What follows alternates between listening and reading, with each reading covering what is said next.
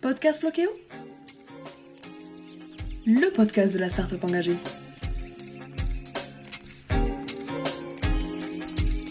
Bonjour et bienvenue dans le deuxième épisode hors série du verre à moitié plein, le podcast optimiste du tourisme durable proposé par Flokéo. Comme vous le savez, Flokéo a lancé sa plateforme de crowdfunding, Flokéo Funding, et parmi tous les projets présents sur la plateforme, aujourd'hui nous allons vous parler du projet soutenu par l'agence Bébé Voyage. Il s'agit de rénover une maison d'hôtes en Inde pour une famille tribale. Un projet ambitieux et prometteur qui permet de conserver les coutumes de la région et de la communauté en question. Bonjour Véronique et merci de participer à cet épisode. Pour commencer, est-ce que vous pourriez vous présenter, vous ainsi que votre organisme, s'il vous plaît?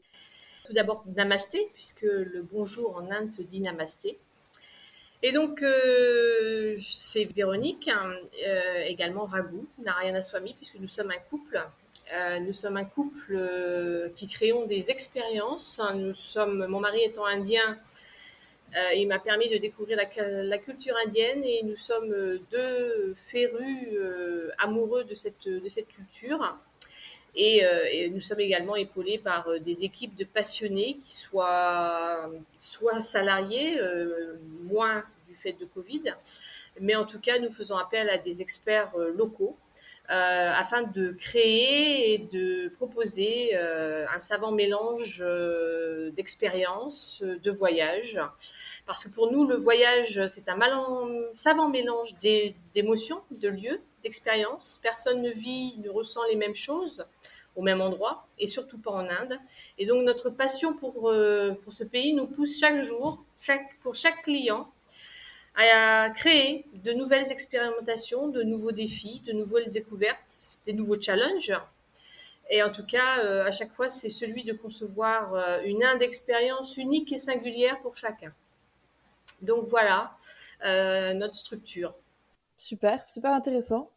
Est-ce que vous pourriez nous parler du projet que vous soutenez en nous précisant en quoi il s'inscrit dans le tourisme durable? Alors, le projet que l'on soutient, vous l'avez présenté comme étant une rénovation. En fait, ce n'est même pas une rénovation puisqu'il s'agit carrément du développement et de la finalisation d'un projet de maison d'hôtes dans une région au développement touristique prometteur, puisqu'on peut dire que le développement touristique est juste au balbutiement sur cet endroit. Il s'agit de la destination du Bastar dans le Chhattisgarh, donc en région centrale de l'Inde. Une région qui est peuplée à 70% de communautés tribales.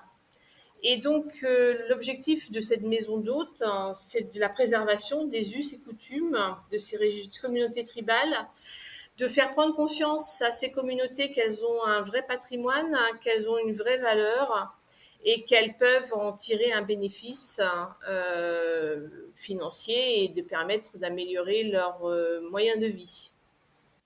Très bien. Et justement, est-ce que vous pouvez présenter la population tribale qui est à l'origine du projet, de sa culture et des savoir-faire qu'elle perpétue?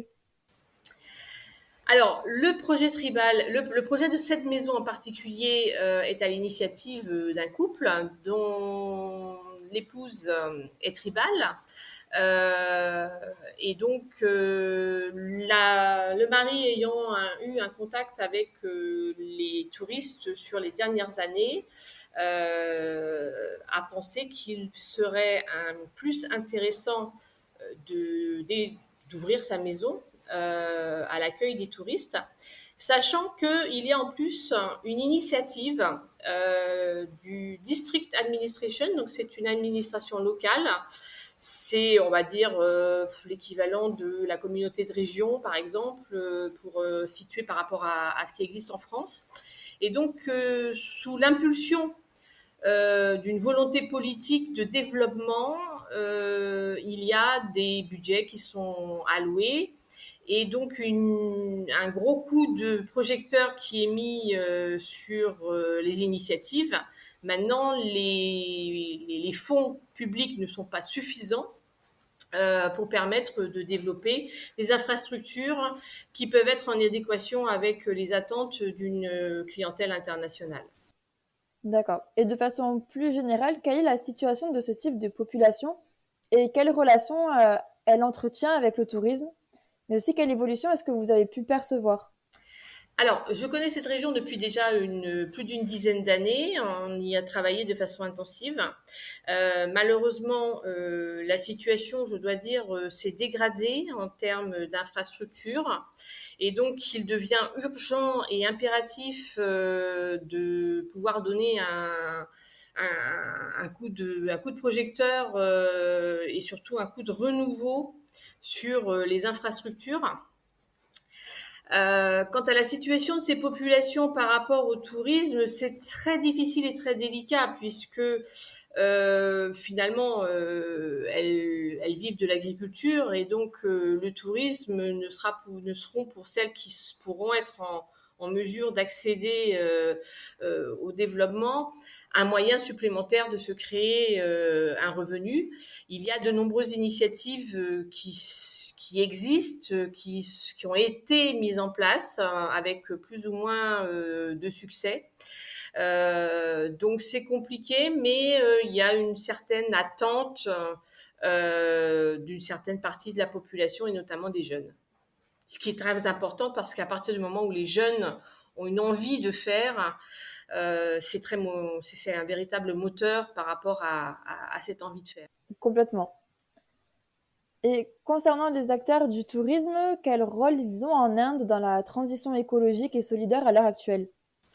Alors, globalement, les acteurs du tourisme en Inde sont complètement étrangers à ce que l'on appelle en Europe cette fameuse transition écologique et solidaire. Je dois dire que depuis 18 mois que la crise Covid s'est installée et que j'ai pu être actrice de nombreux groupes de réflexion au niveau de mes confrères français, les acteurs indiens, il y a une petite niche d'acteurs qui se bougent, qui sont conscients de la problématique, mais la grosse majorité des acteurs du tourisme n'attendent qu'une chose, c'est qu'un revenge tourisme se mette en place très rapidement et les questions écologiques sont complètement oubliées. Alors le solidaire, n'en parlons pas, c'est le dernier. On est dans une situation de survie. Et lorsque les frontières vont ouvrir, ce sera une question de celui qui sera capable de s'en sortir le mieux possible. C'est un peu dommage. Oui, effectivement, c'est vrai que c'est une situation qui est assez complexe. Et je pense que beaucoup de personnes sont loin de l'imaginer. Est-ce que vous auriez des conseils à donner aux auditeurs pour permettre à leur échelle de soutenir pardon, ces populations et ainsi conserver leur culture? En fait, c'est tout simple. Soutenir le projet de Amsholadi, du projet de crowdfunding que l'on a mis en place. Ce n'est pas de l'argent que l'on met par la fenêtre, parce qu'en fait, on va dire que c'est pas un don, c'est qu'on achète des prestations en avance. Donc, on se prépare à partir en voyage. Et donc soutenir les populations, permettre la conservation des cultures, des traditions, c'est de venir les voir, c'est de venir nous rencontrer, venir expérimenter, venir découvrir tout cet environnement qui ne demande qu'à vivre et qui ne demande qu'à être respecté. Et pour ce faire, rien de mieux que d'être sur place. Et pour ça, on ne demande pas de l'argent en don, mais c'est bien un achat de prestations par avance. Donc, allez-y, faites travailler la carte plastique. Oui, c'est bien de le préciser.